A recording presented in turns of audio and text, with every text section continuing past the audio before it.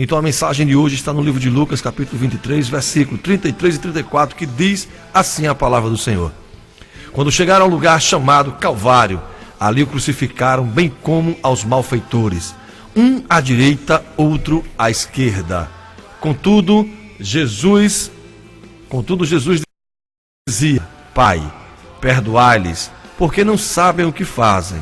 Então, repartindo as vestes dele, lançaram sorte.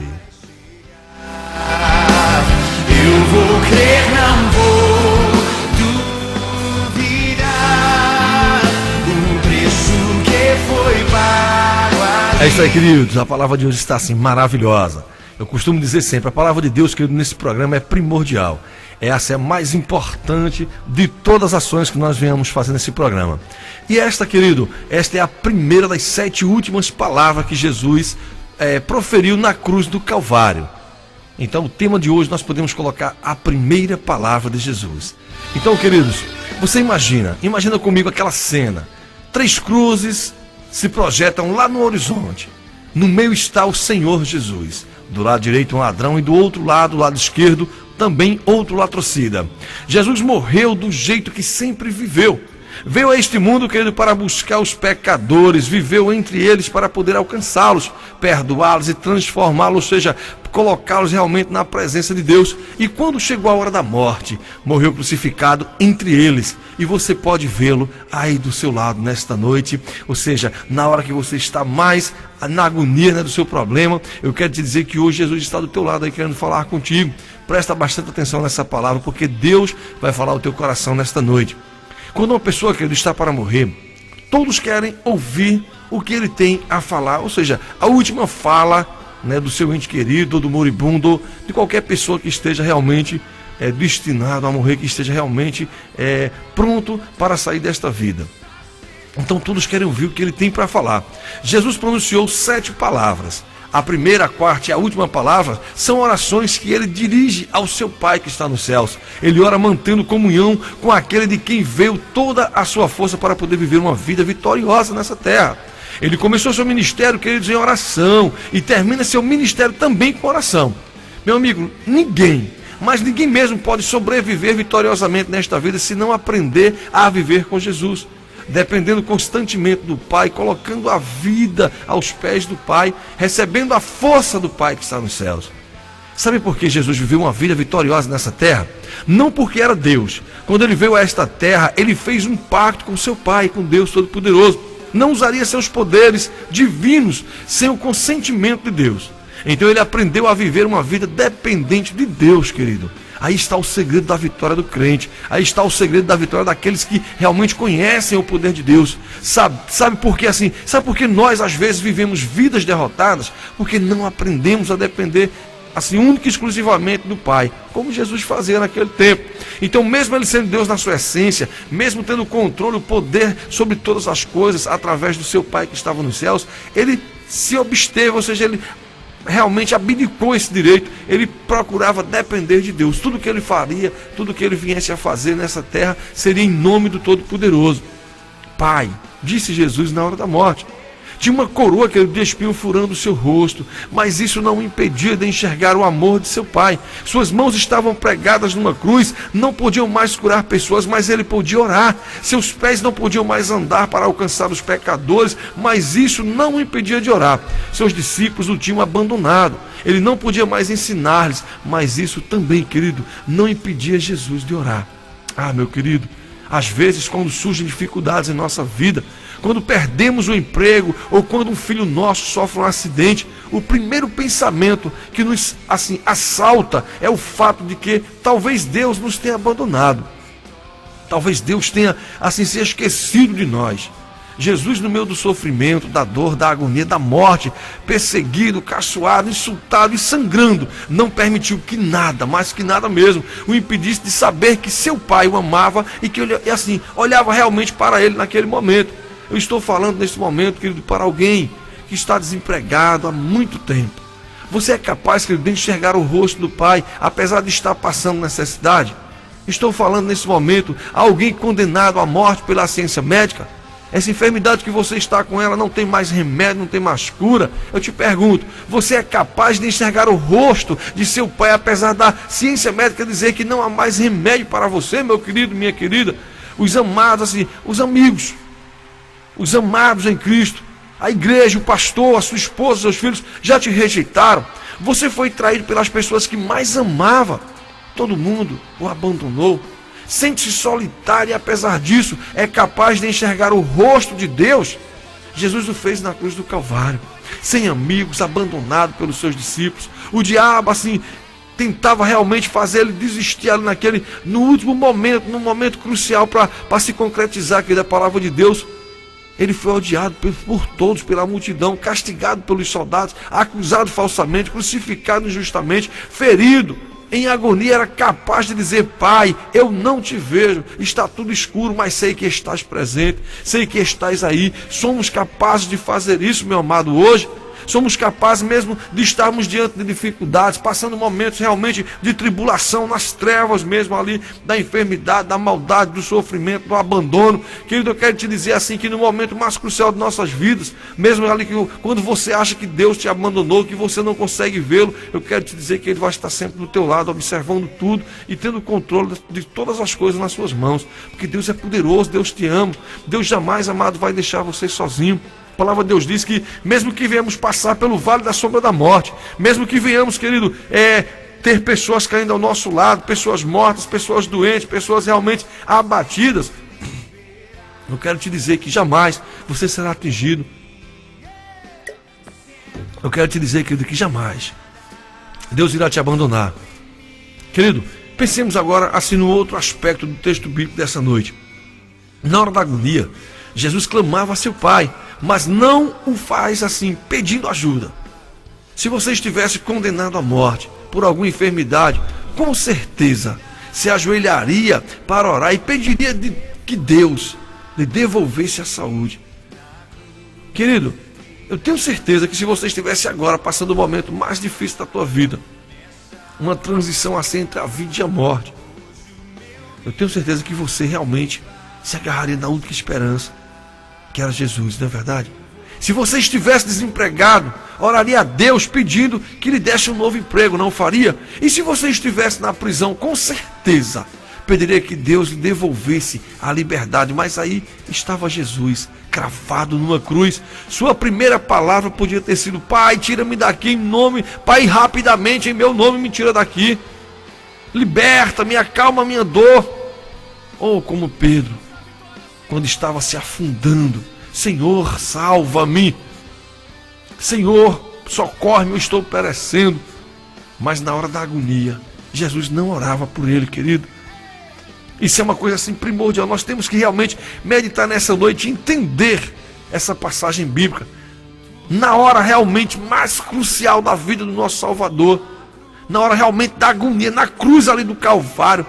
Jesus, querido, ele podia muito bem estar orando: Senhor, a ti eu entrego o meu corpo, Pai, eu fiz tudo pela causa, Senhor, a minha vinda na terra foi nesse propósito, que um dia eu seria pregado nessa cruz, Pai, abençoa a minha vida, Pai, tira essa agonia de mim. Ele poderia estar orando dessa maneira, mas o que nós aprendemos aqui é que realmente na hora da agonia ali na cruz do Calvário, Jesus não orava por ele não, querido.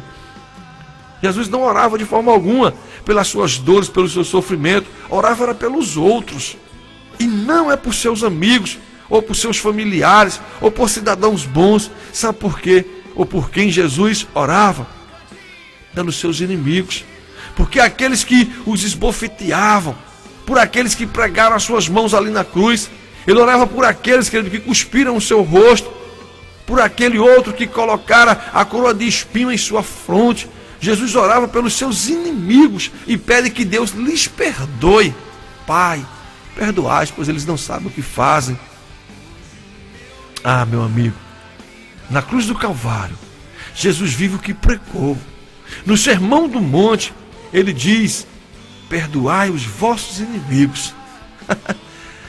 Amada, nessa hora que nós vemos assim o ensinamento glorioso que Jesus nos deixa. E na cruz, querido, ele vive a sua própria mensagem.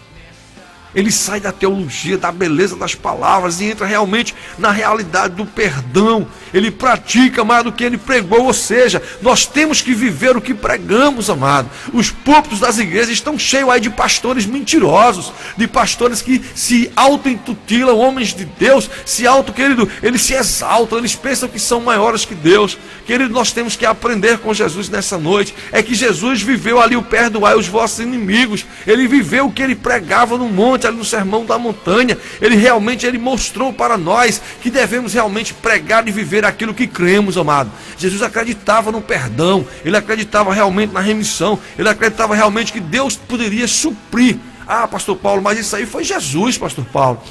Ah, pastor, é difícil a gente perdoar aquele que nos magoou. A gente perdoa, pastor, mas não quer conta com ele. A gente perdoa, pastor, aquele que faz realmente as coisas contra a nossa vida, mas nós não queremos mais papo com ele, pastor. Então, querido, você está fora do que você está vivendo, do que você está pregando. A sua vida realmente, a sua atitude, ela não condiz com os ensinamentos de Cristo. Querido, eu sou teólogo. Eu estou mestrando agora, mais ou menos assim. Eu creio que no final do ano agora eu estou concluindo o mestrado em teologia.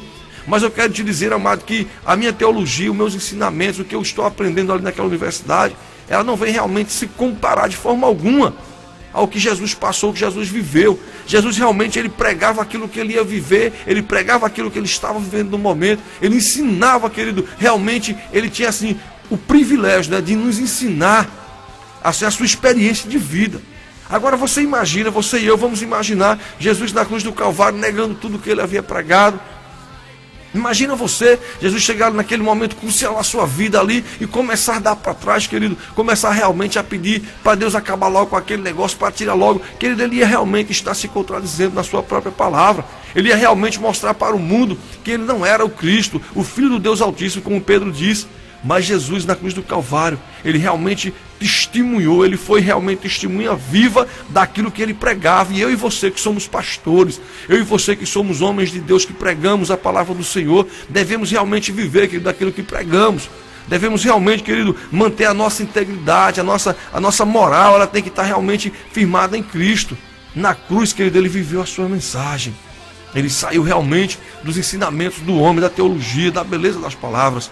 Querido, na hora que ele vai ali, Pai, perdoa, pois eles não sabem o que fazem, ele estava dizendo que realmente o que ele ensinou ali no monte tinha que ser seguido. Aí eu te pergunto nessa noite, você é capaz de orar pelos seus inimigos? Talvez se você está vivendo, querido, bem, com um bom saldo bancário, com uma boa saúde, com toda a família unida, sem problema, nessas circunstâncias, talvez você até se anime a orar pelos seus inimigos. A coisa melhor que tem que é nós estarmos bem. Quando eu estou bem, a minha casa está bem, a minha igreja está bem, eu estou bem no meu trabalho. Aí sim eu posso orar pelos meus inimigos, eu posso orar por aquelas pessoas que me magoaram, eu posso orar, querido, por aqueles que me afrontam. Aí sim, nesse momento aí, eu posso estar realmente orando pelos meus inimigos. Mas condenado à morte por um câncer, sem um centavo no bolso, com a família, querido, feita em pedaços, em frangalhos, e todo mundo contra você. Você seria capaz, meu amado, nessa hora de orar pelos seus inimigos? Será que realmente no momento mais difícil da sua vida, será que realmente no momento que você está assim, atravessando realmente o vale da sombra da morte, quando você se vira para um lado, para outro, para frente, para trás, e você não consegue enxergar um palmo diante do seu nariz? Será que nessa hora, meu amado, do momento mais difícil, que você só chora, pede para morrer, quer desaparecer, será que você nessa hora ainda pensa, nem sequer você lembra, querido, daqueles que lhe ofendeu, daqueles que realmente, dos seus inimigos? E se você lembrar, tenha certeza que você vai querer culpá-los, que realmente você não vai se preocupar por eles, você realmente não vai querer orar pedindo perdão, que Deus venha perdoar aqueles que lhe ofendeu, não, amado. Não estou falando nesse momento, tenho certeza, alguém que não é capaz de perdoar a uma pessoa, alguém que lhe fez o mal no passado bem distante, no passado bem próximo. Eu sei que eu estou falando com alguém que está me ouvindo nessa noite, está dizendo, o pastor Paulo está falando comigo. Eu tenho certeza, é para mim essa palavra. E eu quero dizer que é para você mesmo, minha querida, meu querido que está me ouvindo. Eu estou falando para essa pessoa que não é capaz realmente de perdoar alguém. Vou mencionar agora, querido, porque é necessário perdoar. Embora perdoar não seja sempre fácil. Na cruz Jesus estava sofrendo, o sangue lavava, querido, a sua vida estava se esvaindo gota a gota. abandonado, esquecido pelos amigos, caçoado e insultado pelos inimigos, carregando o pecado de toda a humanidade. Aquela cruz não era para ele não, aquela cruz era nossa, aquela cruz era de um bandido, de um latrocida chamado Barrabás, uma cruz enorme, uma cruz grandiosa, que realmente tiveram até que deslocar os seus braços para que alcançasse o furo daquela madeira. Ele experimentava um sofrimento mental, físico e espiritual muito profundo. E se ele abrigasse, querido, em seu coração mágoa por aquilo que as pessoas estavam lhe fazendo, o seu sofrimento seria ainda maior.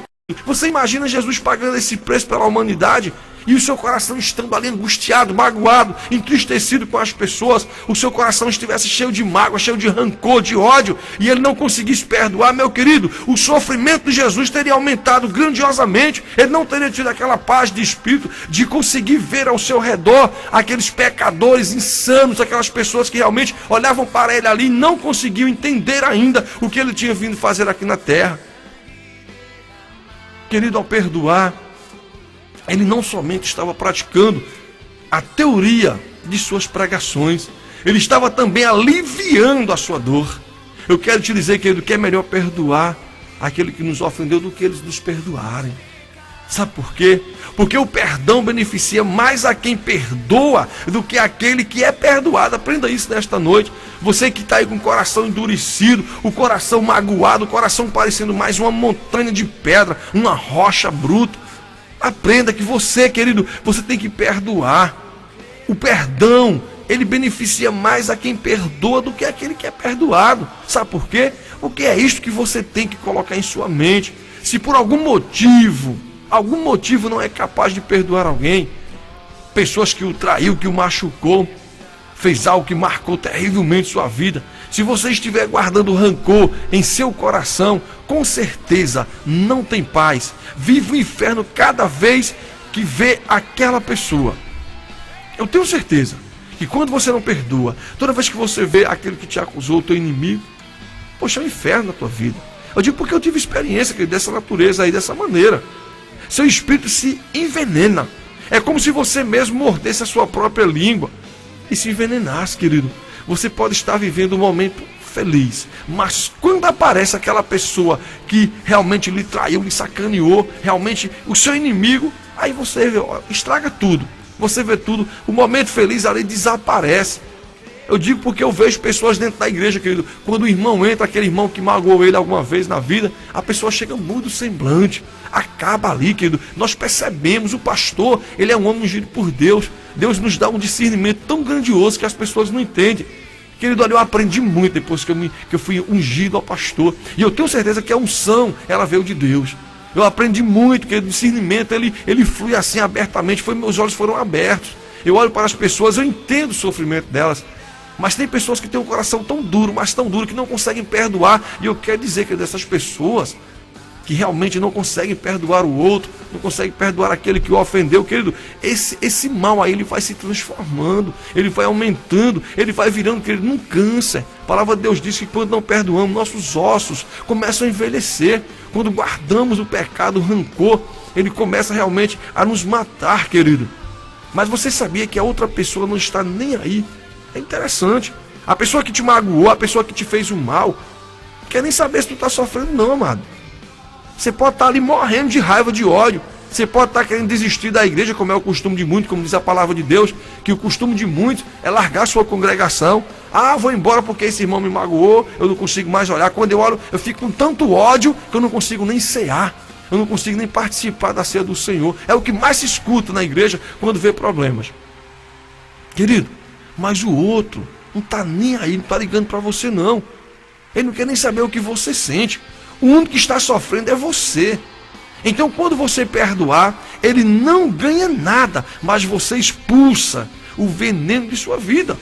O veneno da mágoa não machuca nem um pouquinho o seu inimigo, mas perturba a sua vida.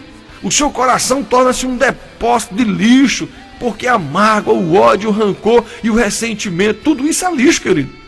E quando você consegue olhar para o outro sem sentir mais mágoa, nem rancor, você se liberta.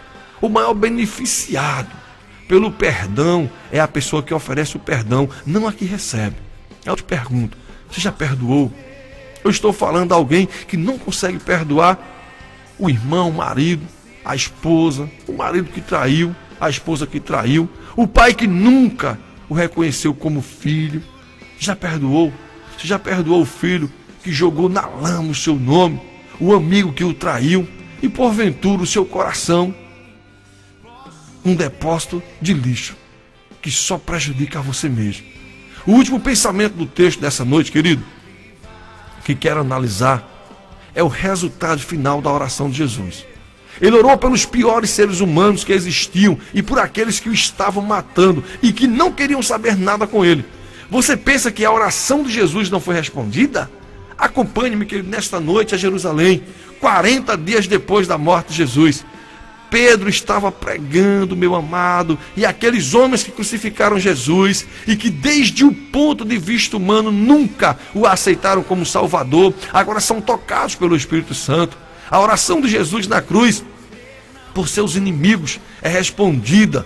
Ele orou por seus inimigos e eles agora são transformados. Imagina aquele que colocou a coroa de espinho na fronte de Jesus. Imagine-o correndo em direção a Pedro dizendo: eu cravei a coroa na fronte de Jesus, há perdão para mim, Senhor. E Pedro diz: arrependei-vos e batizai-vos e vossos pecados serão perdoados. Aquele que pregou as mãos, então, aquele que foi lá na cruz e pregou as mãos de Jesus correndo para Pedro e diz: eu preguei as suas mãos, eu preguei as mãos do mestre, há perdão para mim, Pedro. E Pedro diz: se você está arrependido, há perdão sim. Aquele que cuspiu então no rosto, corre e diz: eu cuspi o rosto de Jesus, há perdão também para mim. Pedro diz: assim, se você acreditar no poder salvador dele. E naquele dia foram batizados, que ele diz a palavra de Deus, mais de 3.000 almas. Mais de 3.000 pessoas foram impactadas pela oração que Jesus fez.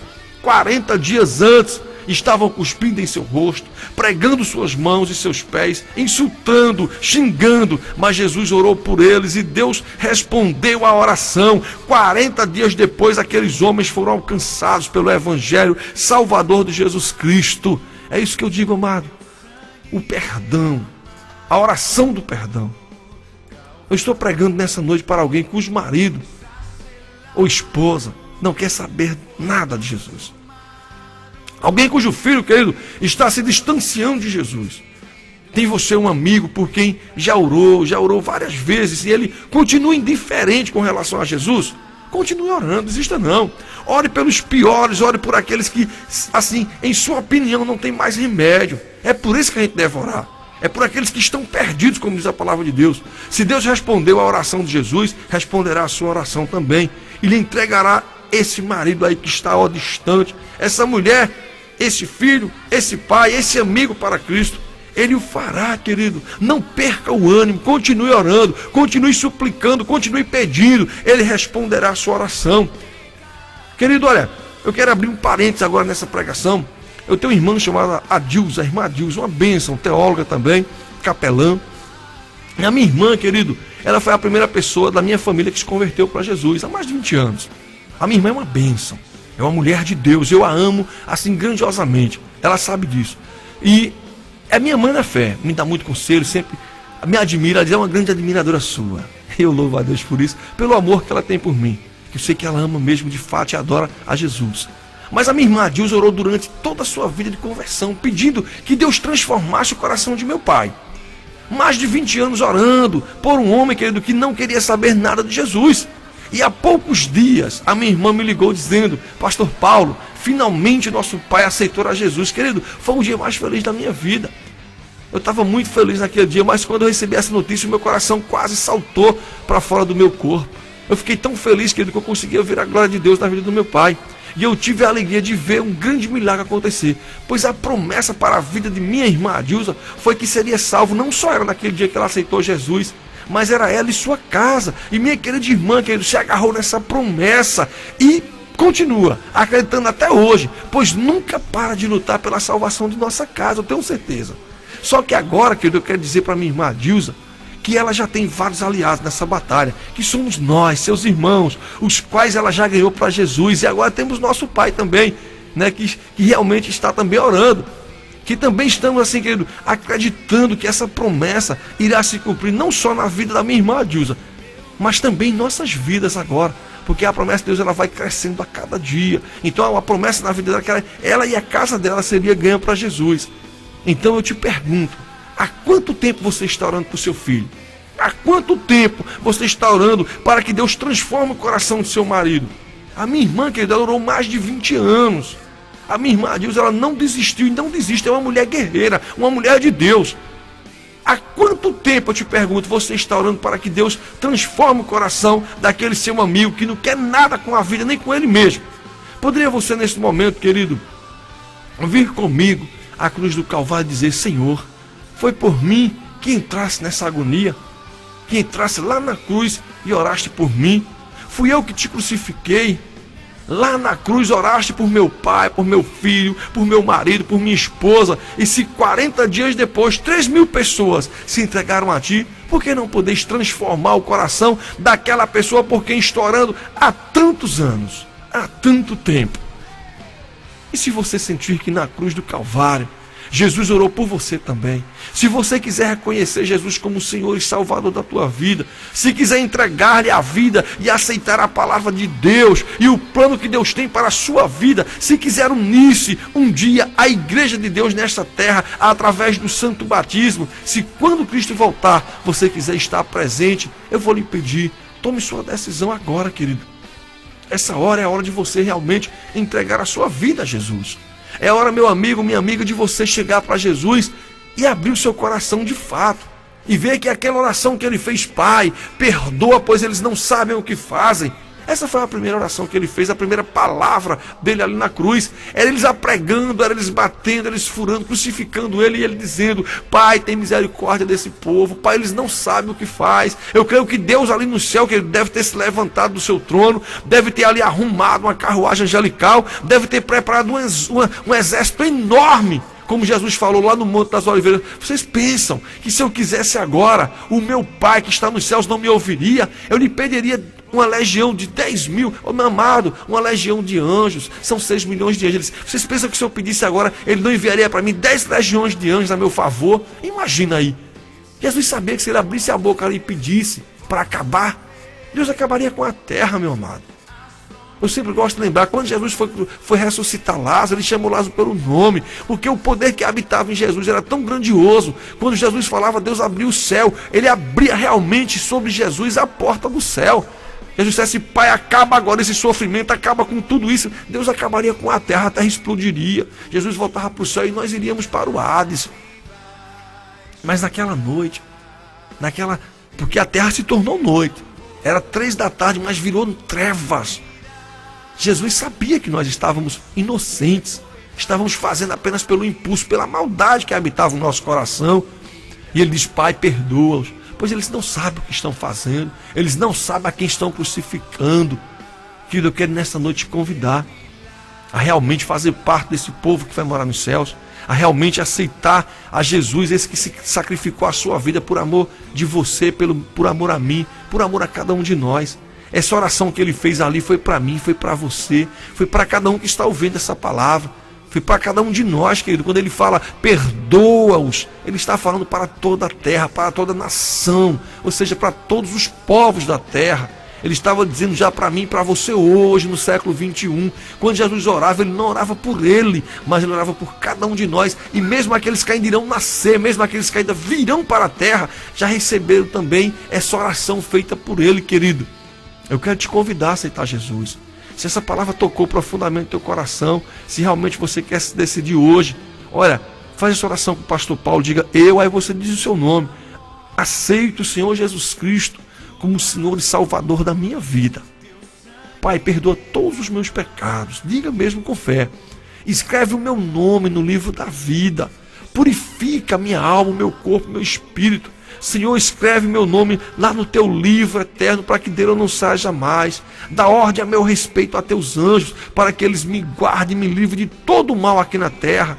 Senhor, abençoa não só a minha vida, mas que essa promessa venha ser para mim, para a minha casa, para que um dia todos venham ser alcançados, assim como eu hoje, através dessa rádio independente, através do programa Renascer em Cristo, através da vida desse pastor Paulo que está falando comigo, todos venham ser alcançados, assim como foi alcançado hoje.